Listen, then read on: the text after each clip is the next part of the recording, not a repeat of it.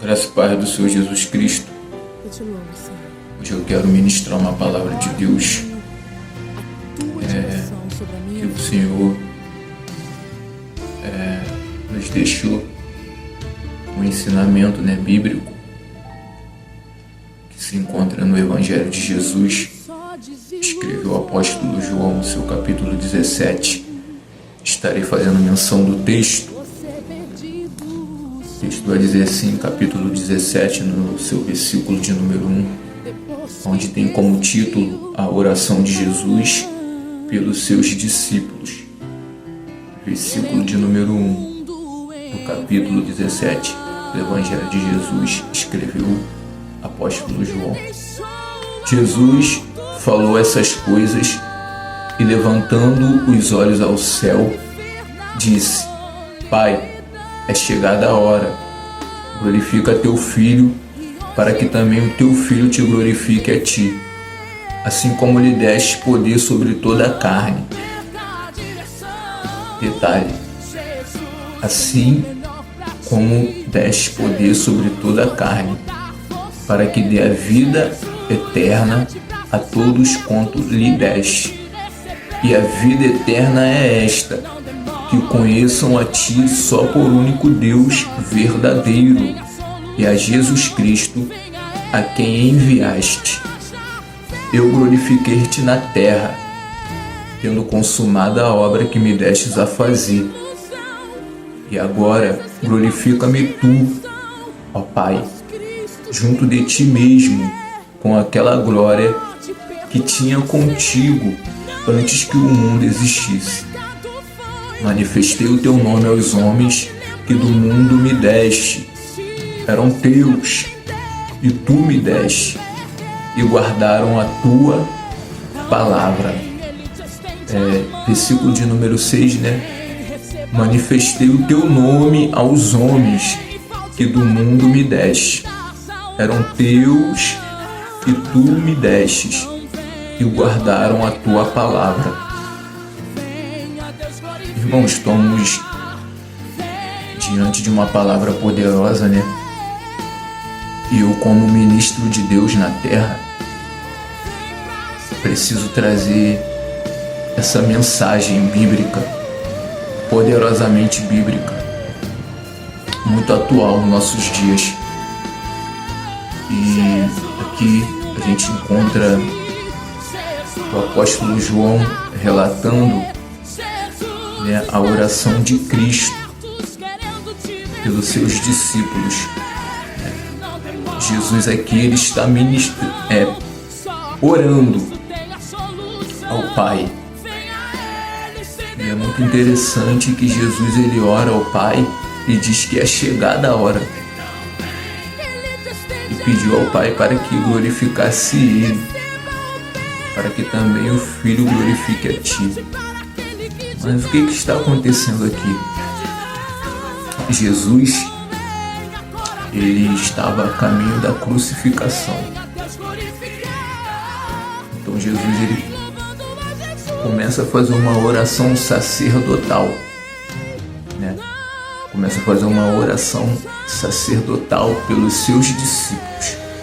Uma oração de liderança, uma oração de quem sabe que vai consumar a boa obra, que vai voltar ao Pai. Ele mesmo diz, eu vou para a glória que antes eu estava com o Senhor, antes que o mundo existisse. Eu te louvo, Senhor. Mas Jesus ele vai deixar Porque agora tenho os discípulos. tua direção sobre a minha vida. Então Jesus aqui ele ora para que os discípulos iriam dar continuidade à obra dele. Ele iria dar continuidade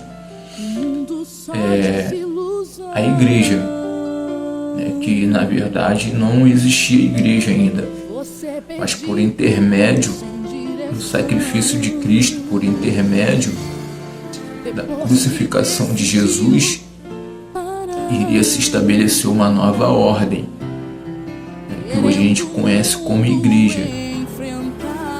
Então Jesus ele começa a orar, Ele fala: assim como lhe deste poder sobre toda a carne, para que dê a vida eterna a tudo quanto lhe deste. Eu acabei de ler o versículo 2, onde Jesus ele fala que o Senhor me deu poder sobre toda a carne. Jesus ele aqui está afirmando que ele é o único que tem poder sobre a carne, que ele é o único que pode dar a vida eterna. Não sou eu, Diogo, que tenho o poder de vencer o pecado por mim mesmo. E nenhum outro homem não tem poder de me libertar do pecado.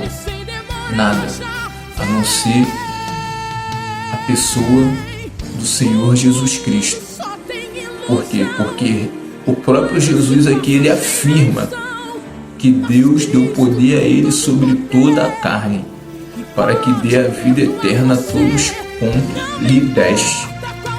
Aí no versículo 3 ele fala: e a vida eterna é esta, que conheçam a ti só por o único Deus verdadeiro, e a Jesus Cristo a quem enviaste. Ou seja, eu tenho que reconhecer o Deus verdadeiro e a Jesus Cristo a quem enviaste. Eu tenho que reconhecer o Deus verdadeiro e, acima de tudo, eu tenho que reconhecer o Salvador que Deus me enviaste. O Salvador que Deus enviaste ao mundo. Por quê? Porque só esse Salvador tem o poder de me libertar do pecado, tem o poder de me libertar da ignorância, tem o poder de me libertar do jugo do pecado, tem o poder de me libertar da condenação, porque todos pecaram e foram destituídos da glória de Deus. Então eu preciso buscar o Deus verdadeiro e ser discípulo daquele que Deus enviou para me libertar. Mas eu só consigo andar por esse caminho quando eu passo a me tornar discípulo desse Salvador, a me tornar discípulo do Salvador a qual Deus verdadeiro me enviou. Eita Jesus, a qual o Deus verdadeiro me enviou, o Salvador. Então eu passo a andar pelo caminho de salvação quando eu começo a me tornar discípulo desse Salvador.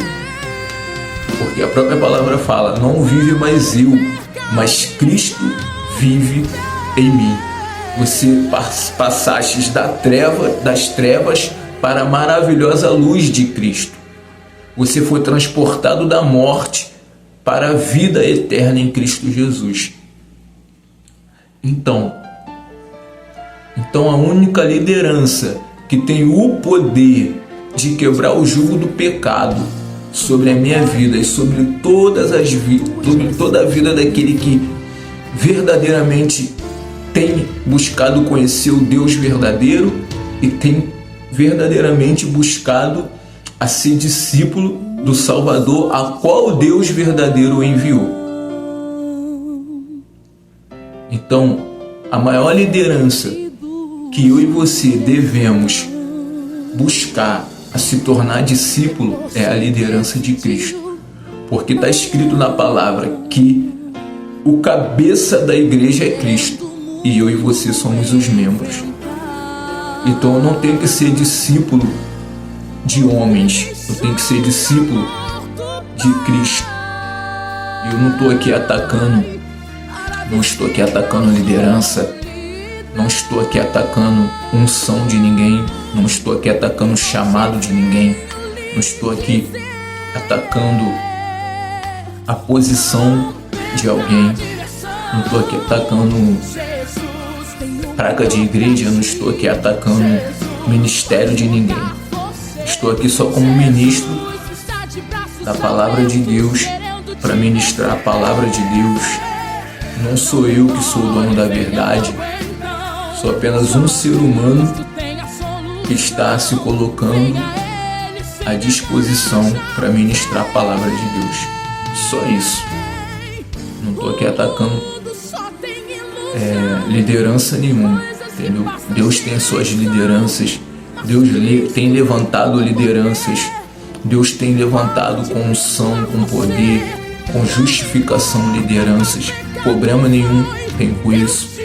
Glória a Deus que Deus tem levantado homens e mulheres nesta geração para ministrar a palavra dele sem medo, porque quando a gente ministra a palavra de Deus, a gente sofre sim retaliação, a gente sofre perseguição. O evangelho não é evangelho do triunfalismo, não é evangelho do materialismo, não. Esse evangelho aí não é o evangelho de Cristo. Esse evangelho aí de facilidade, de que tudo pode, de que você vai chegar. Isso daí não é o evangelho de Jesus. O evangelho de Jesus, ele te chama para você se tornar discípulo de Cristo. Muitas das vezes se tornar discípulo de Cristo é ser rejeitado, é ser caluniado, é ser muitas das vezes mal interpretado, né? Por quem está perto, por quem está longe. Você não vai ser bem falado por todo mundo, você não vai ser admirado por todo mundo. Esse evangelho aí que todo mundo te admira, que todo mundo acha você legalzinho, não é evangelho de Jesus, não é evangelho de Deus. Porque o evangelho de Jesus, ele confronta o pecado, ele confronta a natureza pecaminosa, ele confronta o ego humano. Ele não é conivente com o pecado, ele não é conivente com a injustiça, ele não é conivente com tudo aquilo que o mundo aplaude, com tudo aquilo que o mundo aceita, com tudo aquilo que o mundo banaliza. Então esse não é o evangelho de Jesus, né? É interessante que Jesus, ele estava indo enfrentar a morte, ele estava indo carregar o peso do pecado de toda a humanidade. Ele estava indo se sacrificar pela humanidade. E Jesus vê glória nisso. Jesus vê glória no sofrimento. Por quê? Porque é um sofrimento pautado em um propósito maior. Não é um sofrimento pautado naquilo que acham, no ego do homem, no ego, na soberba, no orgulho do homem, não. É um sofrimento pautado na libertação, na quebra de jugo da morte, na quebra de jugo do pecado. Porque Deus não tem prazer em condenar. Se você for olhar biblicamente, a natureza de Deus não é condenatória. A natureza de Deus é de absorção. A natureza de Deus é de justificação. A natureza de Deus é vida. E está escrito na palavra de Deus que Deus não tem prazer na morte do ímpio. E não é de Deus a condenação. Porque Deus não tem natureza condenatória. Não é Deus que condena o homem. Como assim, Diogo? Não é Deus. É o próprio homem que se coloca debaixo de condenação, quando escolhe viver uma vida pautada nos seus deleites, nos enganos do seu coração, nas vontades do seu próprio coração, nas mentiras do seu próprio coração, nos deleites da sua própria ganância, da sua própria soberba, do seu próprio orgulho, dos seus próprios adultérios, das suas próprias idolatrias, das suas próprias feitiçarias, das suas próprias fantasias.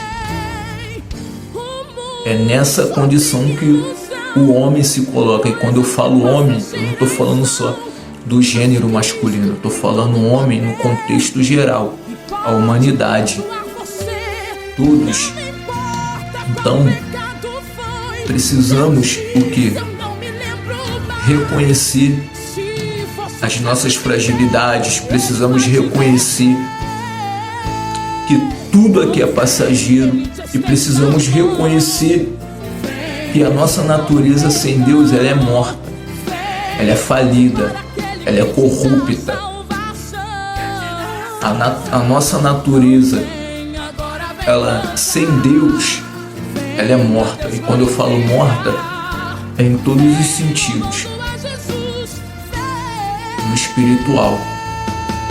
Mas quando a gente se conecta com Deus de novo, quando a gente reconhece que o Deus verdadeiro é o Deus de vida, é o Deus de de vida eterna, é o Deus de amor, é o Deus que veio para nos reconciliar com Ele mesmo por intermédio da pessoa de Jesus, e o maior interessado em nos ver liberto do pecado, da opressão, e nos ver liberto dessa natureza caída, pecaminosa, falida, corrupta, é Deus. O maior interessado em nos ver liberto do jugo, da morte, do pecado, é Deus. O maior interessado em nos ver liberto da mentira, do jugo, da mentira, da culpa, é Deus. Mas como, Diogo, a gente chega nessa condição, nesse nível de libertação? Em Cristo. Mas como, Diogo? Se tornando discípulo de Cristo, não discípulo do Diogo, não discípulo de prata de igreja, não discípulo de liderança humana. Por quê, Diogo? Liderança humana falha, liderança humana cansa, liderança humana erra. Então qual é a liderança em quem temos que estar firmado? Em primeiro lugar, em Cristo.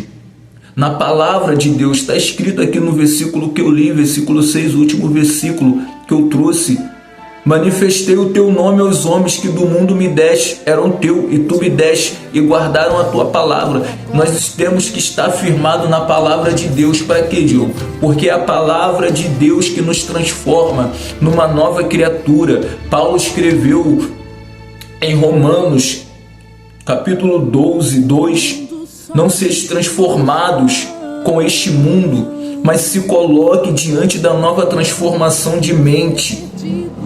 E essa transformação de mente, ela só vem por intermédio da pessoa do Senhor Jesus Cristo em nossas vidas. Quando a gente abandona o passado, quando a gente se desloca de um passado que nos oprime, e Deus não está na opressão, mas Deus está na libertação do pecado. Não é Deus que nos oprime, não é Deus que nos culpa. Não, pelo contrário. Deus quer nos trazer para perto dele. Para quê, Diogo? Para que a gente se torne nova criatura, para que a gente se torne filhos dele, por intermédio de Jesus, para que a gente não se coloque debaixo de um jugo condenatório, mas para que a gente não ande mais debaixo de uma lei que nos condena, mas que a gente ande debaixo daquilo que não há mais lei. Então o Espírito Santo é o que nos vai trazer essa nova natureza, esse novo nascimento. Mas a gente precisa todos os dias reconhecer as nossas fragilidades, reconhecer o quanto a nossa natureza desconectada de Deus é uma natureza infelizmente inútil, é uma natureza infelizmente pecadora, é uma natureza infelizmente falha. Então como que eu venço isso, Diogo? Por intermédio de Jesus Cristo. Como que eu venço isso, Diogo? Negando a si mesmo, tomando a sua cruz e seguindo a Jesus Cristo. Como que eu nasço de novo, Diogo? Reconhecendo que o Senhor Jesus Cristo é o seu Salvador, o único Salvador a qual Deus verdadeiro nos enviaste. Então, nós estamos diante de um texto poderoso, porque hoje o que nos prega é uma glória mundana, hoje o que nos prega é um sucesso mundano, hoje o que nos prega é um sistema onde você tem que ser reconhecido por todo mundo, que você tem que ser grande, que você tem que conquistar uma glória mundana, que você tem que ter muito isso, muito aquilo, mas não estão ministrando sobre a nossa vida arrependimento, o quanto miseráveis nós somos sem a presença de Deus, o quanto miseráveis nós somos sem Cristo, o quanto miseráveis nós somos sem o Espírito Santo, o quanto essa natureza pecaminosa é uma natureza horrível, injusta, caída. Hoje não pregam mais isso pra gente, o quanto o nosso ego humano é o pior inimigo da gente. Só que hoje estão pregando pra nós que a gente pode tudo. É mentira. Não há liberdade no pecado. Não há liberdade na mentira. Não há liberdade nessa natureza caída. É uma falsa liberdade. É um falso ganho. É uma falsa conquista. É uma falsa glória. Então, quando a gente se depara com pessoas que pregam o contrário a isso, existe perseguição, existe resistência, existe pessoas que não querem que preguem isso. Então, a pessoa que prega isso, ela sofre rejeição, ela sofre ataque, ela sofre muita calúnia. Por quê? Porque é isso que Jesus sofreu. Por quê? Porque ele pregou contrário ao sistema pecaminoso. Ele não atacou pessoas, ele atacou o pecado, ele atacou o sistema do pecado, ele atacou o agente do pecado, ele atacou o ego humano. E todas as vezes que o Evangelho de Cristo confronta o ego humano, tem perseguição, tem calúnia, tem difamação, tem rejeição. Esse é o Evangelho, não é Evangelho de facilidade, que só pregam riqueza, só pregam que você vai ficar rico, milionário, que você vai morar em mansão, porque estão te vendendo uma glória corrupta, estão ministrando sobre a tua vida uma glória corrupta, e essa procedência não é de Deus. Você vê em Mateus capítulo 4, sabe qual é o maior ministro que prega isso? Satanás, diabo, porque ele ministrou isso para Jesus no deserto. E Jesus não foi adepto a esse tipo de ministração. Por quê? Porque era uma ministração terrena, era uma glória mundana. Você vê lá Satanás falando: se você se curvar a mim, vou te dar todos os reinos do mundo. É uma glória mundana, e muitos lugares têm pregado isso. Glória mundana. Não há transformação de vida, não há cura, não há uma transformação, não há uma mudança. E evangelho que não muda o pecador, evangelho que não traz vida aos que estão mortos, não é evangelho de Deus, não é evangelho de Cristo. Não é. Isso não é evangelho de Deus, desculpa, mas não é. Isso é pregação, ministração triunfalista. É pregação idólatra. É pregação de glória mundana. Então, esse texto aqui nos mostra muito bem, claramente, que Jesus está falando: Jesus, Pai, a glória que eu tinha com o Senhor antes que o mundo existisse. Então Jesus, ele estava indo, acho que foi o pior momento, ou acho o melhor momento, porque ele ia ser crucificado, ia pagar um preço por mim e por você, que deveríamos ter pago, mas não tínhamos condição de pagar. Então Jesus veio e pagou esse preço para quê? Para que a gente pudesse ter a oportunidade de se arrepender e de herdar a vida eterna em Cristo. E é isso, esse é o propósito de Deus. O que, Diogo? Fazer eu e você herdar a vida eterna. Não só herdar a vida eterna, mas reinar em glória com Jesus. Que glória é essa, Diogo? Não é uma glória corrupta. Não é uma glória que o dinheiro pode dar. Não é uma glória que está no ouro, na prata. Não é uma glória que está no elogio do mundo. Não é uma glória que está no reconhecimento do homem humano. Não é uma glória que se corrompe. Não é uma glória que a lei corrompe, que os homens corrompem. Não, é uma glória eterna. É uma glória que ninguém pode te roubar, te tirar. Não é uma glória passageira, mas que glória é essa, Diogo? Uma glória eterna. Esta glória está em quem, Diogo? Em Cristo Jesus, no Filho do Deus Altíssimo. E como eu posso herdar essa glória, Diogo? Crendo e reconhecendo que o Senhor Jesus Cristo foi enviado pelo único Deus verdadeiro. E como? E só Ele tem o poder de me libertar do jugo do pecado. Então, essa palavra que eu quero deixar para vocês. Eu não estou aqui querendo aparecer, não estou aqui me colocando na condição de melhor do que os outros, porque sou ser humano. Eu estou aqui só ministrando a palavra de Deus. Não estou aqui atacando igreja, praca, CNPJ de ninguém. Eu estou aqui como uma pessoa física, ministrando a verdade. Não sou o dono da verdade. A verdade é de Deus. A verdade está aqui. Então é isso que eu quero deixar nesta palavra, nesta mensagem. Espero que todos a recebam pensando no quanto Deus tem cuidado de nós e quanto o propósito de Deus é maior do que tudo aquilo que o mundo fala, é maior do que tudo aquilo que está no mundo, porque está escrito na palavra de Deus: maior é que está em nós do que o que está no mundo. Com o mundo está o braço de carne, mas conosco está o braço forte do Senhor.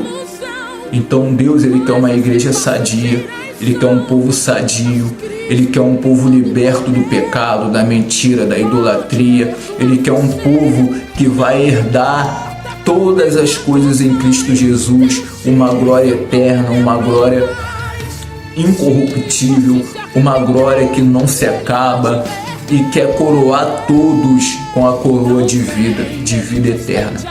Então esse é o propósito de Deus: te dar tudo aquilo que o mundo não pode dar, que o dinheiro não pode dar, que a sua performance não pode dar. Em nome de Jesus, esse é o propósito de Deus: te dar vida eterna. Então vamos todos os dias almejar isso. O que, Diogo? Vida eterna, glória eterna em Cristo Jesus. Então é isso que eu quero deixar para a alma de vocês, para o espírito de vocês, para o lar de vocês, para a família de vocês. É uma reflexão. Examina-se o homem a si mesmo.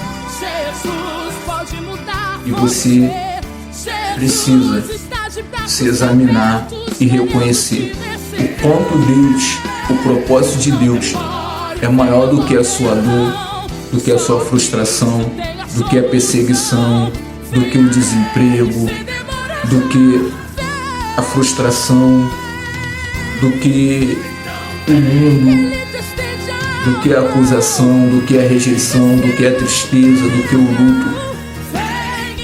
A glória de Deus é maior do que tudo isso. Está escrito na palavra de Deus: passará os céus e a terra, mas a palavra de Deus permanecerá para sempre. Então fica com essa mensagem no seu coração. Graça e paz do Senhor Jesus Cristo.